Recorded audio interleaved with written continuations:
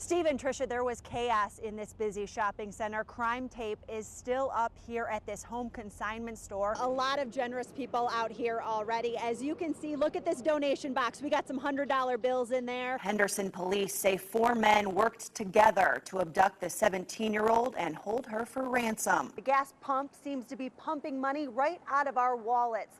The person who was here before me put in $20 and just got a little over 5 gallons of gas. Thousands of people are lined up for this event, which begins at about 6 o'clock. As you can see, people are lined up down the block. Our smartphone is our lifeline, but these handy gadgets are also a hot commodity among crooks. After obtaining a search warrant, they decided to make their move today, taking this area by surprise. We begin with breaking news tonight. A baby was rushed to the hospital after a crash on the I-15.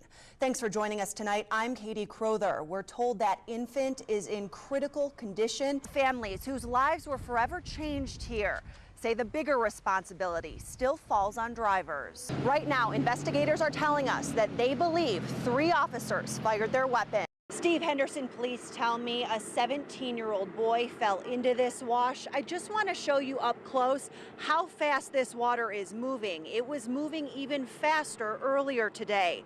We spoke to a man who says he saw the boy get swept away. With floodwaters rising by the minute, rescue crews rushed to the edge of Pittman Wash, hoping to catch a glimpse of the teenager who'd been swept in by the raging current. He was waving his arms, yelling for help, but I mean, it was hopeless because it was going so fast and he was gone. Mike Harms saw the boy from a distance and called 911. It happened so fast, he was powerless to help. It's tough. As all this was happening, Charlie Mootz's worst nightmare was becoming a reality. You get a call at 1 o'clock at work from the Henderson police that your son fell into a wash. Charlie's 17-year-old son, William, a senior wrestler at Green Valley High School, was with friends when he slipped into the wash near Stephanie and Sunset. You can tell him and tell him and tell him, and here I am. Because of the dangerous conditions, rescuers had to stop searching for William until morning. A tough realization for Charlie. I understand it's safety for other people too, but he's still my little boy. Friends of William refused to give up. They scoured the water and debris for any sign of life. I really would like to find him. He was one of my good friends.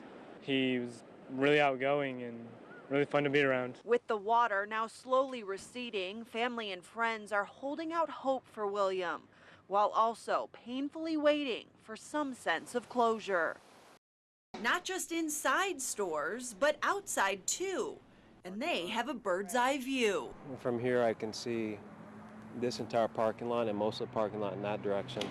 Going up's easy. We climbed the narrow ladder up to the roof of a Best Buy store with Metro Lieutenant Sean Anderson. It's ideal to be up here because if you look out across this parking lot, I'm able to see an entire shopping complex. I can talk to my partner out there and tell him to move from the north side of the parking lot to the south side and contact the person that might be of concern to us.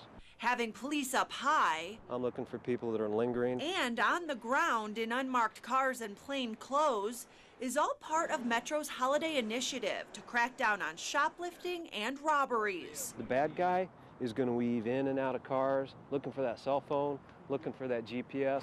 So as we make our purchases and spend our hard-earned money, Metro is watching over us and sending a message to any potential thieves. And you don't know which rooftop we're in, what we're dressed, and where we're at.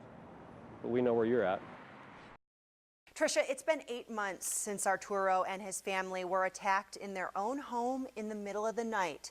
Although he suffered brain damage in the beating, Arturo is making huge strides with his 2 little boys close by his side. 1, 2, 3. Still bearing some physical scars, Arturo Martinez is back in the ring. Perfect. Fighting for what he has left and cherishes most. His sons, 10-year-old Christopher and 5-year-old Alejandro, and his livelihood, this boxing gym. Life keeps moving, and I have to keep moving, and I can't be sad because my sons, they will be sad. But the pain of what he lost never goes away. There are pictures of Arturo's wife Yadira and his daughter Carla on the wall, and he wears a t-shirt that bears their faces. In his office is a box of the medals Carla won competing in gymnastics. She was an amazing girl. He remembers nothing of the brutal attack that killed Yadira and Carla. Christopher and Alejandro were the only ones left unharmed. It was Christopher who went to school and alerted his teachers. Next morning, I didn't know what happened. He wanted to share his story with me. We're doing okay, just step by step, and we keep going forward. He says the last thing his mom said to him and his little brother was good night, sleep with angels. Now he believes she and Carla are those angels. I'm pretty sure they're with me all the time, watching me if I'm okay. Swimming in this saltwater pool brings Tanya Angus a rare sense of comfort. This is the only place, the only time I feel no pain. In the water, she's weightless. It feels so, liberating. At nearly 7 feet tall and 400 pounds, her body is slowly giving out. Tanya is just 33 years old, but can barely walk and needs constant care. 10 years ago, she was diagnosed with acromegaly, a rare disease that causes gigantism. Family pictures show her striking deterioration. It's unbelievable how long this has been going on. The disease is caused by a tumor that's pushing on Tanya's pituitary gland, causing an overload of growth hormone. After 3 brain surgeries, radiation, and a variety of experimental treatments, she's finally made progress. For the first time ever, Tanya's blood level for her disease has fit in the normal range. Her mother, Karen, couldn't be happier because it's a sign Tanya may be able to stop growing. That means doctors could better manage her pain and possibly prolong her life. It gives us renewed hope, and it will give other people renewed hope. Providing that hope for others is what keeps Tanya fighting. I read emails that people send in saying, "You're my inspiration," or "You are so strong." If I'm helping people, I feel like I can do anything. With pencils, crayons, and deep concentration, kids at Walter Long Elementary are putting their ideas to paper. A book about a dog who couldn't find anybody to take care of him, so he ended up finding a girl who really loved him, and then they went home together and had the time of their life. The Lost Blanket. The only requirement is that their stories are positive and uplifting. Dedicated to all the children of Las Vegas. Because they're targeted for a special audience. Those books then go to officers from my team in Downtown Area Command, and then we take those books and we pass them out in the field to other children who may be going through traumatic situations.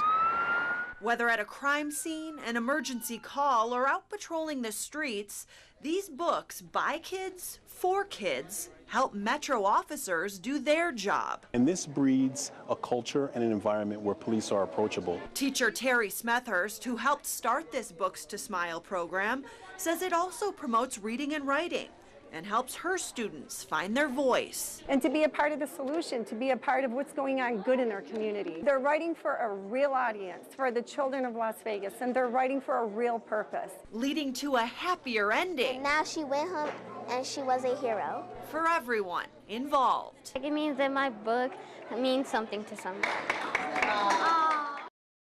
Thank you for joining us for Action News Live at 11. I'm Katie Crowther. One of the major traditions in Las Vegas has just gotten bigger. Pride Las Vegas is joining Gay Days to make Las Vegas one of the more gay-friendly cities in the country.